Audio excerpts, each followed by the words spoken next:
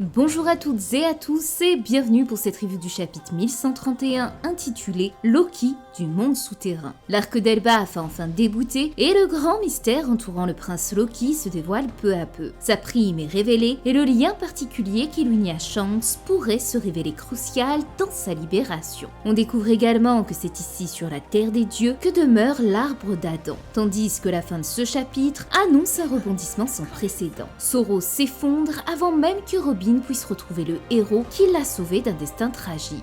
Cette review va donc être très longue car le passé de Loki pourrait se révéler des plus palpitants. Ce chapitre semble peu à peu confirmer ma théorie selon laquelle Loki serait le dieu qui conduira l'arme antique Pluton durant la grande bataille finale. Mais il pourrait se révéler être également le mystérieux Hache d'argent de l'équipage d'Erox. Enfin, on conclura par une hypothèse assez surprenante, Loki pourrait-il devenir à la fin de cet arc un membre des Mugiwara? Ça fait un long moment que j'avais pas fait de review, alors je tenais à vous remercier chaleureusement pour vos messages de soutien et c'est un immense plaisir de vous retrouver. Je tiens donc à vous rassurer, je vais un peu mieux, c'est pourquoi j'ai décidé de vous faire une petite vidéo sur ce chapitre. Alors pour fêter le retour des reviews et la coiffure de Robin, je vous invite à exploser les likes, vous abonner et activer la cloche si c'est pas déjà fait, et bien sûr le petit cœur en commentaire d'Eni Nakama. Je vous remercie sincèrement, et à présent, plongeons dans les souterrains d'Elbaf, cette terre qui renferme l'homme capable de détruire le monde.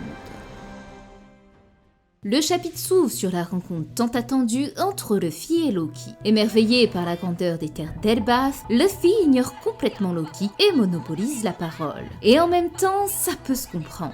3 ans qu'il parcourt les mers en quête de cette île mythique, et plus de 24 ans que nous, lecteurs, attendons ce moment. Mais cet enthousiasme n'est pas du goût de tous. Loki ordonne à Luffy de se taire et pousse un cri si puissant qu'il effraie les loups environnants. Des loups qui par ailleurs rappellent ceux du niveau 5 d'Impel Down. Décidément, cet animal est étroitement lié au monde souterrain. En tout cas, l'aura de Loki laisse entrevoir un grand pouvoir, et il serait pas surprenant qu'il possède lui aussi le Haki des rois au vu de la réputation du prince d'Elbaf.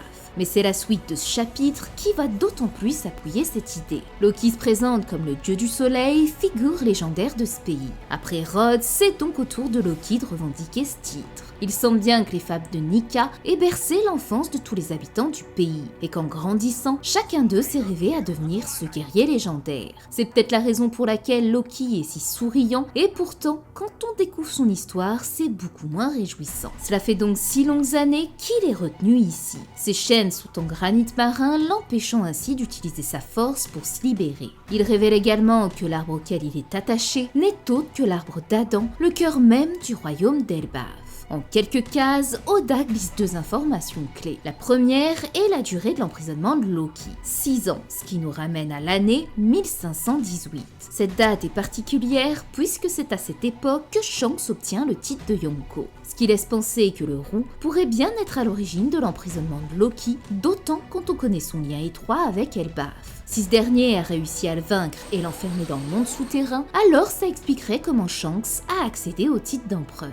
Mais je vais pas développer cette partie pour l'instant parce qu'on y reviendra un peu plus tard dans la vidéo. L'avènement de Shanks n'est cependant pas le seul événement marquant de cette époque. Un autre incident pourrait également expliquer la chute de Loki, le mariage entre le prince d'Elbaf et Lola. Bien que la date exacte de cet événement reste floue, on sait qu'après que Lola ait refusé ce mariage forcé, elle a quitté Whole Cake et rejoint Thriller Bark 3 ans avant l'ellipse, soit il y a 5 ans aujourd'hui, tandis que Loki a été enchaîné il y a 6 ans. Ce qui signifie que cette demande en mariage aurait eu lieu environ 1 an auparavant, en 1517, juste avant son emprisonnement en 1518. Ce détail est intéressant car il suggère que cet échec sentimental a contribué à sa chute, ou déclenché une série d'événements qui auraient mené Loki à sombrer dans la folie, faisant de lui le prince maudit d'Elbaf. La seconde révélation de Loki nous apprend que l'Yggdrasil est en réalité l'arbre d'Adam. Et oui, ça y est, nous connaissons enfin l'emplacement et l'apparence de cet arbre si sacré et qui aura permis de construire le légendaire Oro Jackson et le Sunny. Se pourrait-il alors que le Sunny réagisse face à l'arbre d'Adam et ressente une connexion particulière? Peut-être même verrons-nous le Cloboterman du Sunny se manifester sur Elbaf. En tout cas, en relisant la description de cet arbre, il est vrai que tout colle parfaitement à la terre des géants. Franky disait connaître une île en proie à des conflits incessants et où trônait un gigantesque arbre qui ne cédait jamais malgré les ravages de la guerre. Cette description correspond ainsi parfaitement aux guerriers d'Elbaf qui se battent sans relâche et à ce gigantesque arbre qui soutient le royaume de Warland. L'arbre d'Adam se trouvait donc bien au pays des géants. Cependant, il y a une chose qui reste floue concernant cet arbre. Pourquoi Franky n'a pas réagi en le voyant alors qu'il y a 2 ans il affirmait connaître cette île ? Tout comme il précisait qu'il existait une poignée d'arbres capables de produire ce bois précieux, ce qui implique que l'arbre d'Adam que nous voyons aujourd'hui pourrait ne pas être unique. Ce sont des minimes détails que je parviens pour l'instant pas vraiment à expliquer. Cependant, il y en a un autre encore plus intriguant. L'arbre d'Adam que nous voyons aujourd'hui se trouve sur la terre des dieux. Tout comme l'arbre d'Ève traversant Redline, cette terre rouge autrefois appelée le royaume des dieux. Il semble donc exister un lien étroit et ancien entre ces 2 arbres, un secret qui remonte à des siècles. Si je m'en tiens à ma théorie des cartes, chaque arbre serait lié à une arme antique. Ève serait le gardien du pays où repose Poséidon, à savoir Shirahoshi, tandis qu'Adam serait le protecteur du royaume où sommeille le gardien de Pluton, Loki. Mais on reviendra plus en profondeur sur la théorie de Pluton un peu plus loin dans la vidéo. Après ces quelques révélations, Loki questionne Luffy sur sa situation et lui fait savoir que lui aussi souhaite être libre comme tout le monde. Cette scène est très importante car elle révèle que Loki commence déjà à jouer ses cartes avec malice. Il incarne à la perfection le dieu Loki des mythes nordiques, symbole de ruse, de discorde et d'illusion, mais aussi du géant Utgar Loki qui aime jouer avec ses invités. Rappelez-vous, au précédent chapitre, Luffy s'était présenté naturellement comme le futur roi des pirates, un titre qui est grandement lié à celui d'homme le plus libre au monde. Ainsi, la première question que Loki pose à Luffy porte sur la liberté, ou plutôt pourquoi lui, Loki, ne l'a pas. Le premier piège est lancé, mais la malice de Loki ne s'arrête pas là. Il propose un marché à Luffy. S'il récupère la clé et qu'il le libérera, Loki écrasera pour lui l'équipage pirate de son choix. Nous voilà donc plongés dans une fable à l'image du corbeau et du renard, où la ruse triomphe. Mais contrairement au renard qui flatte l'ego du corbeau, Loki choisit une autre stratégie, exploiter une de ses failles, son attachement à Shanks. Lorsque les sbires de Loki racontent que le roux les a soumis à son Haki des rois, le prince d'Elbaf observe attentivement la réaction de Luffy, dont l'émotion est palpable, et décide alors d'appuyer là où ça fait mal. Il ne cherche pas à séduire Luffy, mais au contraire à le déstabiliser. Et ça fonctionne, puisque Luffy passe en Gear Force et frappe Loki qui parvient à éviter de justesse. Cette scène reflète 2 choses. La première, c'est que le coup de poing de Luffy aurait pu rapporter à Nami 200 millions de berries, puisque c'est le prix qu'a déboursé Franky pour acheter du bois d'Adam au marché noir, et que comme on peut le voir, l'impact de Luffy a fait voler en éclats des morceaux de cet arbre sacré. La seconde prouve tout simplement la remarquable puissance de Loki. Bien qu'il soit enchaîné et les yeux bandés depuis 6 ans, il est parvenu à esquiver la puissante frappe de Luffy, une attaque qui s'apparente à celle du Kongen et qui avait fait valser Doflamingo. Ce qui suggère que son acquis de l'observation est extrêmement puissant. Si sa vision est vraiment masquée par ses bandages, alors il a sans aucun doute aiguisé ses autres sens, y compris sa perception visuelle intérieure, peut-être même à un niveau comparable à celui de Fujitora. D'ailleurs, cette particularité rappelle grandement l'entraînement de Luffy avec Rayleigh, où il a appris à maîtriser les formes du Haki face aux animaux de l'île enneigée de Ruskaina. Une scène qui résonne aujourd'hui avec celle de Luffy face aux créatures d'Elbaf. Reste à savoir s'il porte ce bandeau depuis sa naissance ou s'il lui a été imposé depuis sa captivité. Se pourrait-il que ses yeux détiennent un pouvoir particulier comme l'hypnose ou un acquis de l'observation avancé? Ça expliquerait comment il a failli réussir à s'échapper d'Elbaf avant d'être arrêté par les géants. Mais l'instinct affûté de Loki n'est pas son seul atout. En exploitant la faille émotionnelle de son adversaire, il joue avec lui en lui affirmant qu'il s'agissait d'une plaisanterie, ce qui le conduit à proposer un marché à Luffy. S'il souhaite avoir des infos sur Shanks, il devra lui offrir une contrepartie. Cette scène m'a alors rappelé à l'identique la toute première rencontre entre Zoro et Luffy. Zoro avait demandé à Luffy de venir le détacher car ça faisait 9 jours qu'il était dans cette posture. De la même manière que Loki atteste être enchaîné depuis 6 ans. Zoro lui propose en échange de lui filer la prime du premier type qu'il captura, tandis que Loki offre à Luffy l'opportunité d'éliminer n'importe quel équipage pirate de son choix. Koby expliquait que libérer Zoro risquerait de mettre la ville à feu et à sang, tout comme les géants craignent la libération de Loki car elle conduirait à la destruction du monde. Ce parallèle entre Zoro et Loki est donc très intéressant, d'autant que la captivité de Zoro était due au fait qu'il avait abattu le loup d'Hermep, cet animal qui n'est pas sans rappeler le loup Fenrir, fils de Loki, qui fut enchaîné et qui se libéra le jour du Ragnarok. Sans oublier le monde des enfers et des morts qu'on peut rattacher aussi bien à Zoro qu'à Loki aujourd'hui. En effet, le prince maudit précise avoir été enfermé sur une terre enneigée appelée le monde souterrain. Elle est à la fois une prison et un lieu d'exécution pour ceux qui sont considérés comme des criminels. Selon lui, ces montagnes existent depuis des millénaires et dans leur mythologie, elles représentent le premier monde. Et personne n'ose s'en approcher en raison des créatures qui peuplent ces montagnes et qui sont considérées comme les gardiens de ce territoire. On découvre ainsi ces animaux géants faisant face à Luffy dans une scène qui éveille en lui les souvenirs de son entraînement avec Rayleigh. Après ces 2 ans, sa maîtrise du Haki des rois lui permet aujourd'hui de soumettre ces créatures en un battement de cils.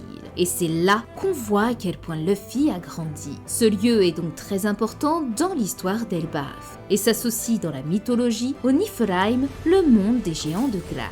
Ce royaume est l'un des premiers mondes nordiques. Lorsque la glace du Niflheim et le feu du Muspelheim se sont rencontrés dans le Ginnunga Gap, le vide primordial, cela donna naissance au premier géant Ymir, dont le corps forma les 9 mondes de l'Yggdrasil. Ainsi, Oda semble bel et bien calquer la mythologie nordique dans son œuvre. Mais la partie qui m'intéresse ici est le terme monde souterrain, là où réside Loki. Car ce lieu infernal mêlé au prince maudit est tout simplement au cœur de ma dernière théorie. Celle expliquant que Loki serait le dieu capable de guider Pluton, cette arme du monde souterrain. Si vous n'avez pas vu cette vidéo, je vous la recommande fortement, sinon je vais tenter de vous la résumer brièvement. Je vous expliquais que dans la mythologie nordique, il existait un navire des enfers nommé le Naglfar, gardé dans le royaume des géants de feu et que je comparais à Pluton, gardé dans le volcan de Wano Kuni. Il se détachera alors du Ragnarok, conduisant les légions de géants, ceux que je comparais aux géants d'Elbaf, vers le champ de bataille afin de combattre les dieux, ceux que je comparais à Marie-Joise, dans cette fin du monde prophétique. Selon les versions, le capitaine de ce navire était le dieu Loki que je comparais au Loki d'Elbaf. Ainsi pour moi, Loki devait se révéler non pas un ennemi des chapeaux de paille, mais bien un allié clé dans la grande bataille finale.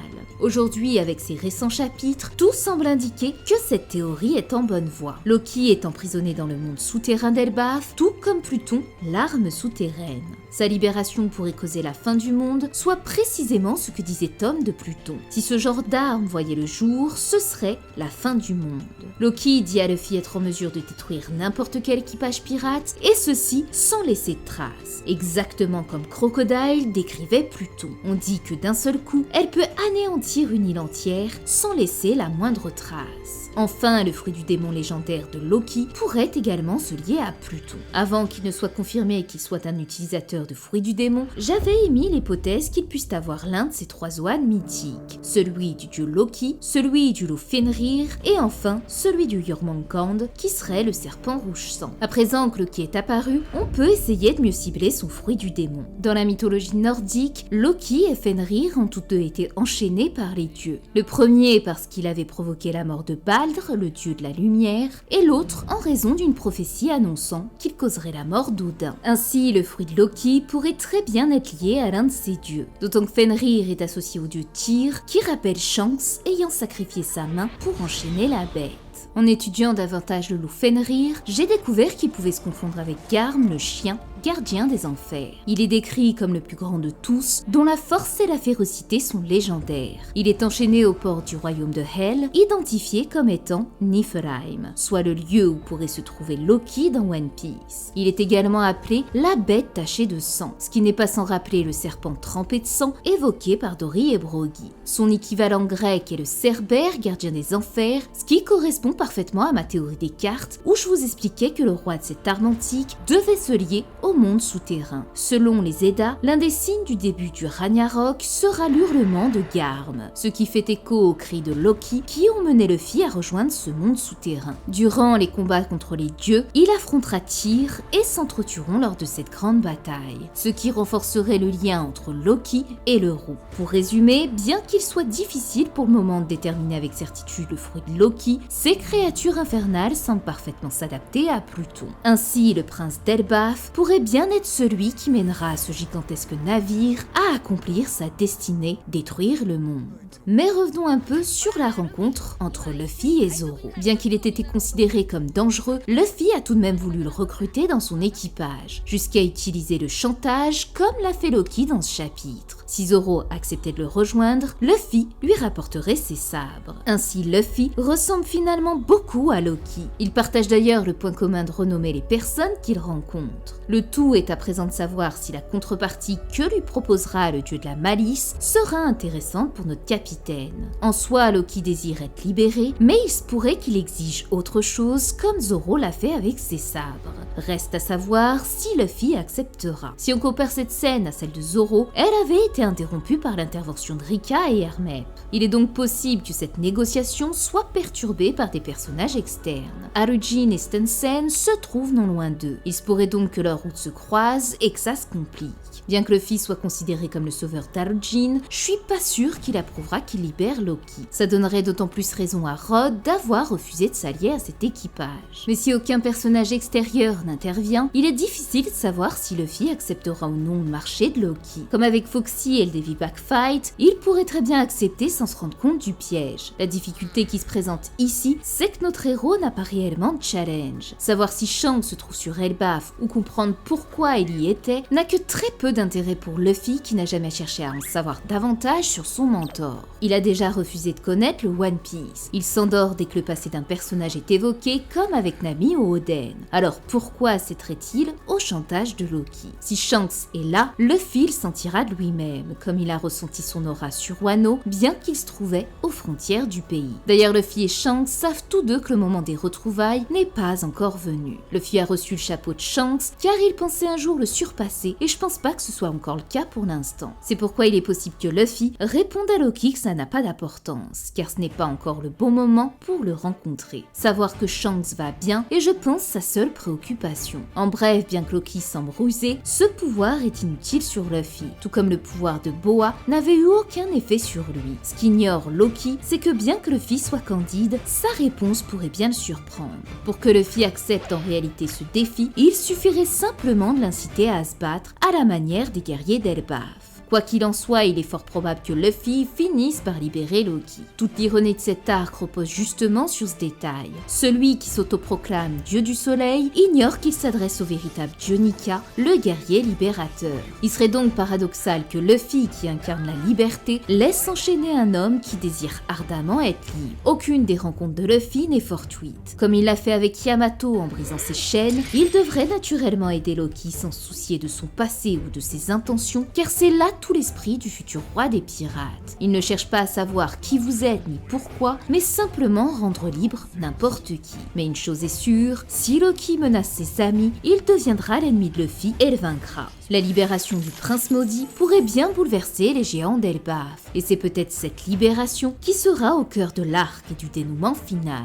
Une fois encore, cette prophétie vieille de 800 ans, tout comme celle de Shirley, semble destinée à s'accomplir. Qu'il soit libéré par Luffy ou non, Loki brisera ses chaînes et permettra de révéler tous les secrets et le véritable pouvoir de ce prince maudit. Et en parlant de secrets, l'un d'eux nous est justement révélé. Loki est détenteur d'une prime spéciale émise par le gouvernement de 2,6 milliards de berries, soit à peine 400 millions de différence avec Luffy, ce qui démontre toute la menace qu'il représente aux yeux du gouvernement. C'est une belle surprise parce que je m'attendais pas à ce qu'il ait une prime et surtout aussi élevée, d'autant qu'ici, il faut garder à l'esprit que Loki est emprisonné depuis 6 ans. Sans ça, sa prime aurait certainement été bien plus grande.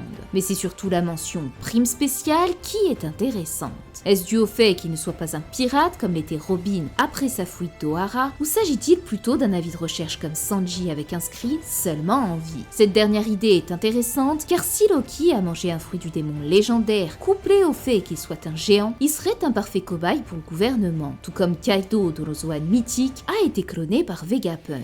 D'autant que le gouvernement a tenté par tous les moyens de recréer les géants. Si cette race possède un fruit légendaire transmis de génération en génération, il est plausible que le gouvernement ait cherché à s'en emparer, comme avec le Zoan mythique de Nika. Ainsi, la prime de Loki serait due non seulement à sa nature de géant, mais aussi à la rareté et à la puissance de son fruit légendaire. L'exemple parfait est le fruit de l'eau, qui valait la modique somme de 5 milliards de berries, soit l'équivalent de la prime de Newgate. C'est dire à quel point un fruit du démon peut valoir cher et influencer la prime de son utilisateur. Mais quel est donc ce fruit si mystérieux qui attire tant l'attention du gouvernement mondial? Celle qui pourrait nous en dire plus est tout simplement Big Mom. Comme elle l'a expliqué, le mariage de sa fille Lola avec Loki aurait pu faire d'elle la reine des pirates, lui donnant le contrôle des géants et la force de vaincre n'importe quel Yonko. Pourtant, ce pouvoir de contrôler les géants a échoué puisque ce sont eux qui ont enchaîné Loki à l'arbre d'Elbaf.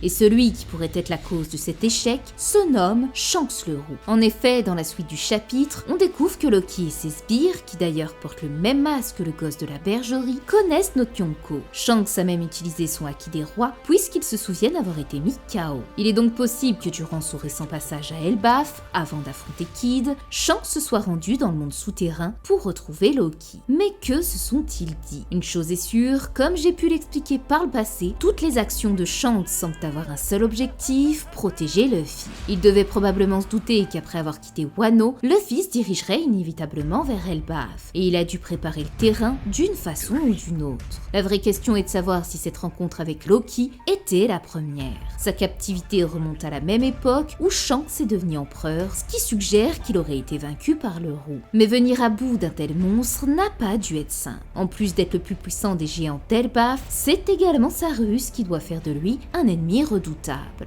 Loki aurait-il alors proposé à Shanks le même marché qu'à Luffy, éliminer un ennemi en échange d'une faveur. Une occasion parfaite pour le Roux d'éliminer celui qu'il redoute le plus, Barbe Noire. Mais fidèle à lui-même, Shanks aurait refusé, préférant probablement miser sur l'avenir avec Luffy, ce qui expliquerait pourquoi Loki traite Shanks de lâche. Mais si Shanks a effectivement aidé les géants à capturer Loki, ça signifierait qu'il est bien conscient de la menace que représente ce dernier. Et c'est pourquoi je me suis demandé si le certain pirate dont parlait Shanks au Gorosei ne serait pas Loki. On ignore tout du passé de ce géant. L'idée qu'il puisse avoir été un pirate n'est pas si insensée, d'autant qu'un indice pourrait appuyer ça. Le mariage de Loki et Lola. On ignore comment le prince maudit a fait sa rencontre, puisque Big Mom est interdite sur le territoire des géants et que cette race est la seule qui refuse de se rendre à la Tea Party. De ce fait, cette rencontre ne peut qu'être fortuite et signifie que Loki a dû à un moment donné quitter sa terre natale et prendre la mer. Et ça tombe bien car ça rejoint le sujet suivant de cette review. Quand on étudie le nom du père de Loki, Harald, on découvre qu'il peut s'associer à deux personnages historiques des pays scandinaves.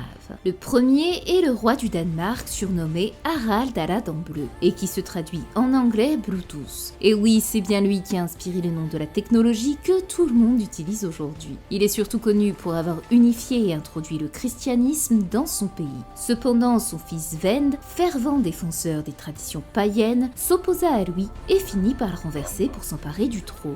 Svend est une figure importante de l'histoire scandinave car il est le père de Knut le Grand. Et pour ceux qui lisent Vinland Saga, ça devrait vous parler. D'autant que le plus ironique, c'est qu'à cette même époque, Eric le Rouge, celui qui inspira Shanks, avait un fils nommé Leif, le célèbre explorateur. Ainsi, l'histoire de ce roi et son fils semble bien correspondre à celle de Loki et son père, étant donné qu'il l'aurait tué pour s'approprier le fruit légendaire. La particularité de ce roi Harald réside dans le fait qu'il ait introduit le christianisme, une religion qui tient une place importante dans One Piece. Les boucaniers, ceux qui partagent le sang des géants, étaient de fervents pratiquants de cette religion. Loki, qui se revendique être le dieu soleil, a par ailleurs été crucifié sur Elbaf comme Jésus. D'ailleurs, Nika est un pilier de cette religion puisqu'on retrouve son nom sur la croix de bénédiction. Bien que l'histoire de ce roi Harald n'ait pas grand lien avec la piraterie, elle pourrait bien avoir inspiré Oda pour créer l'histoire de Loki. Mais c'est la seconde référence qui pourrait nous permettre d'imaginer que le prince maudit ne serait nul autre que Hache d'Argent, ex-membre des Rocks. En effet, le nom d'Harald pourrait également faire référence au tout premier grand roi ayant unifié la Norvège, Harald à la belle chevelure. À sa mort, Eric, l'un de ses nombreux fils, lui succéda au trône. Pour assurer son règne, il tua plusieurs de ses frères, ce qui lui valut le surnom d'Eric à la hache sanglante. Sa violence et sa cruauté finiront par provoquer la colère des Norvégiens qui le chasseront du trône.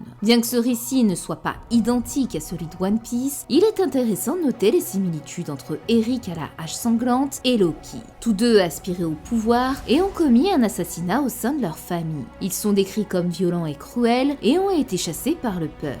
Mais ça m'a surtout rappelé un pirate légendaire dans One Piece, Hache d'Argent, ancien membre des Rocks. Il est le tout dernier membre à ne pas avoir encore fait son apparition. Que ce soit Newgate, Kaido, Big Mom, Jones, Gloriosa, Shiki et même Wang Zi, chacun a eu un développement dans l'histoire. Or, Hache d'Argent reste un véritable mystère. Je me suis alors souvenu du chapitre 1096 où Oda révélait pour la première fois une grande partie des membres des Rocks. Parmi eux se trouvait un personnage dont le nom nous est inconnu, mais qui pourtant avait un visage très similaire à Loki. Il porte un chapeau, des lunettes pour cacher ses yeux et un sourire semblable au prince maudit. Puis, je me suis rappelé de la disparition de God Valley. Si au départ je pensais qu'il s'agissait du pouvoir de Chebek ou même d'Uranus, ce chapitre est venu confirmer d'autant plus ma théorie sur Loki Pluton. En effet, Sengoku précise que cette île a disparu sans laisser de traces. Des termes identiques à ceux que Crocodile utilise pour décrire Pluton et que Loki emploie lorsqu'il dit à Luffy pouvoir faire disparaître quelqu'un sans laisser la moindre trace. Ainsi, la disparition de God Valley pourrait être due au prince Loki, surnommé Hache d'Argent. Ça expliquerait comment Big Mom a pu avoir ce lien avec Loki, sachant le passif qu'elle avait avec les géants. Pourquoi sa prime est si élevée et si spéciale pour le gouvernement. Mais ça signifierait également qu'un territoire du Nouveau Monde serait encore sous l'influence de l'équipage de Chebek. Big Mom règne sur Whole Cake, Kaido sur Wano, Wang Zi sur la ruche, et maintenant Elbaf serait sous la protection de Loki, alias Hache d'Argent. Et si Loki est effectivement Silver Axe, alors ça expliquerait son lien particulier avec Shanks, puisque c'est sur God Valley qu'a été retrouvé le roux par Roger. Si Shanks a joué un rôle dans la chute de Loki, alors il est fort probable qu'il connaisse ses véritables origines et son éventuel lien avec l'arme antique Pluton. Mais ça expliquerait également pourquoi les géants respectent autant Shanks. Ils ont une dette colossale envers lui. Ces guerriers sont loyaux et fidèles, comme le montre Alujin qui a juré allégeance à Luffy après qu'il l'ait sauvé sur Dressrosa. Idem pour Dory et Brogy qui sont venus en aide aux Mugiwara sur Egghead. Selon le chapitre précédent, avant que Luffy ne soit envoyé dans le monde souterrain, il aurait subi une crucifixion, mais aurait déjoué sa sentence pour tenter de s'échapper. Heureusement, les géants se sont tous mobilisés pour l'arrêter et l'ont condamné à être enchaîné. Et cette loyauté des géants ne s'applique pas uniquement avec Shanks ou Luffy. En effet, on constate un détail subtil mais significatif. Bien que les géants rejettent Loki, ils ne l'ont jamais remis au gouvernement mondial, alors que l'introduction de l'arc d'Elbaf s'était justement fait sur le commerce de cette race avec Mother. Ce qui d'un renforce l'idée que le gouvernement est l'ennemi des géants, et de deux que l'argent ne les motive pas. Pour eux, l'honneur guerrier et le respect des lois divines priment sur tout le reste, les poussant à régler eux-mêmes leurs problèmes. Pourtant, malgré leur immense loyauté envers Luffy, le futur roi des pirates pourrait bien être sur le point de libérer la plus grande menace qui pèse sur Elbaf, risquant ainsi de diviser les géants. Mais finalement, sommes-nous sûrs que libérer Loki soit une mauvaise chose? Sommes-nous sûrs que la manière dont est décrit cet homme soit vraie? Rien ne prouve qu'il ait assassiné son père, ni même que ce dernier n'ait pas été un tyran. Il pourrait tout aussi bien s'agir d'un coup monté, à l'image de la sorcière Kurozumi et Orochi. La véritable tête pensante derrière tout ça pourrait très bien être cette ombre aperçue à la fin d'Egghead. Il est aussi possible que son père lui ait ordonné de manger ce fruit pour protéger Elbaf d'une menace. En bref, avec One Piece, tout est possible dès lors où l'auteur a montré plus d'une fois que les faux semblants étaient coutumes chez ses personnages. D'autant que pour le peu que nous sachions de Loki, il n'a pas semblé vouloir se venger de Big Mom, qu'il a pourtant dupé avec Chiffon. Il aurait pu kidnapper Lola ou lui faire du chantage à travers sa sœur. Et pourtant, il n'a rien fait de tout ça. Le surnom que lui ont donné les géants, la Honte d'Elbaf, est finalement très proche de la façon dont avait été traité Oden par le peuple, qui le méprisait pour ses danses répétées sans savoir qu'il sacrifiait son honneur pour protéger ceux qu'il aimait. Enfin, le dernier argument démontrant que Loki n'est pas forcément le monstre qu'on dit pourrait bien être lié à son enfance. Ce chapitre révèle qu'il est ami avec les animaux du monde souterrain depuis qu'il est enfant. Pourtant, ce lieu est décrit comme sinistre et mortuaire où aucun géant ne s'aventure. Alors pourquoi ce gamin aimait-il jouer dans un endroit aussi sombre? Ses amis n'étaient pas des géants, mais bien des animaux, ce qui rappelle beaucoup l'enfance de Luffy au Grey Terminal. Et cet exil social chez les personnages puissants est un thème récurrent dans One Piece. Kaido fut rejeté dans son pays à cause de sa puissance, tandis que le roi a tenté de le vendre au gouvernement. Ce rejet alimenta son rêve de créer un pays libre, gouverné par la loi du plus fort. De même, Big Mom, abandonné par ses parents et marqué par la disparition de Mother, développa une obsession pour la famille, se mariant 43 fois et comptant 129 membres. Mais le personnage le plus ressemblant à Loki reste Yamato. Tout comme lui, elle fut enchaînée et dans cette solitude, elle se lia d'amitié avec les Numbers, tandis que Loki se lia d'amitié avec les animaux. Tous deux ne rêvaient que d'une chose, retrouver la liberté. Si Yamato trouvait du réconfort dans le journal d'Oden, Loki lui trouvait le sien dans les fables d'Elbaf, des récits d'animaux malicieux qui expliquent son lien étroit avec eux et sa conviction d'incarner le dieu du soleil, le guerrier libérateur. Ainsi, je reste convaincue que Loki n'est pas l'antagoniste principal d'Elbaf, mais qu'au contraire, il deviendra l'un des plus grands alliés des Mugiwara lors de la grande guerre finale. Rejeté par tous et trouvant ses seuls amis parmi les animaux, il pourrait, grâce à Luffy, enfin goûter à la véritable liberté. Mais si Loki est libéré et qu'il s'avère être gentil, quel serait son avenir ? Eh bien, je pense qu'à la fin de l'arc, Loki pourrait devenir un membre à part entière des Mugiwara. Après un samouraï, un animal mi-humain, un cyborg, un homme-poisson et même un squelette, imaginer le prince des géants d'Elbaf rejoindre l'équipage serait tout simplement incroyable. D'autant que, comme j'ai pu l'expliquer dans les prédictions d'Elbaf, le premier personnage que Luffy rencontre au début d'un arc est souvent celui qui l'aidera et deviendra son allié. Sa rencontre avec Luffy était d'ailleurs identique à sa rencontre avec Zoro. Alors pourquoi pas imaginer qu'il puisse rejoindre l'équipage, d'autant qu'un membre semble manquer dans les rangs des Mugiwara pour équilibrer avec l'équipage de Barbe Noire qui compte 11 membres.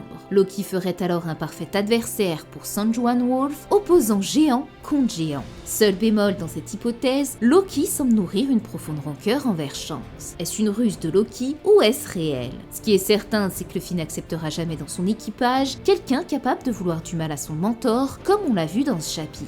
L'autre point faible de cette théorie, et pas des moindres, Loki ne pourra tout simplement jamais rentrer dans le Sunny. Comme on l'a vu, le navire peut entièrement se tenir dans les mains de Gerd. Si Loki rejoint l'équipage, le Sunny devrait être entièrement reconstruit par Franky, d'autant que nous nous trouvons justement dans le pays du bois d'Adam. Ces deux éléments sont donc pour moi les principaux contre-arguments à cette théorie, mais qui peuvent tout de même être contournés. Bien, après cette longue analyse sur Loki, on va enfin pouvoir parler du reste du chapitre. Du côté du groupe de Nami, la course-poursuite continue et il tente à présent de rejoindre le village d'Elbaf. Ici, il n'y a pas grand chose à dire puisqu'il est probable que les Mugiwara se séparent à nouveau pour que chacun puisse découvrir toute la splendeur et les nombreux secrets cachés de cette île. On peut cependant s'attendre à ce que Zoro, fidèle à ses habitudes, finisse par se perdre et atterrisse peut-être même devant Loki. De l'autre côté de l'île, le second groupe des Mugiwara a enfin atteint les côtes d'Elbaf. Et la surprise, Nico Robin a retrouvé sa toute première coiffure lors de sa rencontre avec Zoro. Je dois dire que rien que pour ça, ce chapitre mérite un 10 sur 10. Le style de Robin avant l'ellipse reste pour moi son design le plus iconique et j'ai toujours regretté de plus le voir. Donc c'était pour moi un véritable plaisir de la redécouvrir avec cette coiffure. On peut tout de même féliciter Brook car dans un SBS, Oda avait révélé que les coiffeurs de l'équipage étaient Usopp et Robin. Donc bravo à lui, mais en même temps avec une afro aussi stylée, ça pouvait qu'être réussi. D'ailleurs en parlant de Brook, Lilith fait une remarque intrigante sur son cœur, qu'elle qualifie de contraire à la science. Est-il alors possible que ce satellite de Vegapunk puisse réussir à lui créer un cœur artificiel? Ça serait en tout cas très intéressant. Mais passé ce joyeux moment, un événement sans précédent survient sur l'île d'Elbaf. Alors que Robin s'apprête à retrouver son ami qu'elle croyait perdu à jamais, un cri retentit. Zoro s'est effondré et ne bouge plus. Alors, qu'a-t-il bien pu se passer? La première chose dont je sois sûre, c'est qu'il n'est pas mort. Oda n'a aucune raison de le tuer, surtout après l'avoir autant teasé. Et comme on le sait, il a beaucoup de mal à faire disparaître ses personnages. Ses retrouvailles avec Robin se feront probablement à la fin de l'arc, voire même d'une manière similaire à Luffy et Shanks. Ils sauront qu'ils vont bien, mais ne se verront pas dans l'immédiat. Bien que cette possibilité soit envisagée, envisageable, je trouverais tout de même ça dommage et frustrant de nous priver d'un moment si beau entre Zoro et Robin. Il pourrait enfin voir à quel point Robin est épanouie aux côtés de véritables amis et que ses conseils ont porté ses fruits. J'admets ici pas vraiment avoir d'idée sur la raison de l'évanouissement de Zoro. A-t-il été déstabilisé en apprenant que Robin était sur le point de rejoindre Elbaf? Est-ce lié à l'attaque d'Aokiji qui réagirait avec le temps? Ou bien est-ce un ennemi qui serait infiltré sur l'île? Je dois admettre avoir sincèrement aucune idée du bon scénario, étant donné qu'on ne voit même pas Zoro dans cette scène. C'est donc une partie où, pour une fois, je vais me laisser surprendre sans faire de théorie particulière. Ce que j'attends surtout avec impatience, c'est que Robin puisse enfin retrouver celui qui l'a sauvé d'un destin tragique. L'île d'Elbaf est aujourd'hui le cimetière des archives d'Ohara, abritant les trésors de connaissances d'un peuple d'archéologues qui s'est sacrifié pour préserver l'histoire. Robin est sur le point d'ouvrir les portes du plus grand savoir que le gouvernement attendait de faire disparaître, tandis que son capitaine Luffy pourrait être sur le point de libérer la bête des enfers, celle capable d'apporter la fin sur le monde.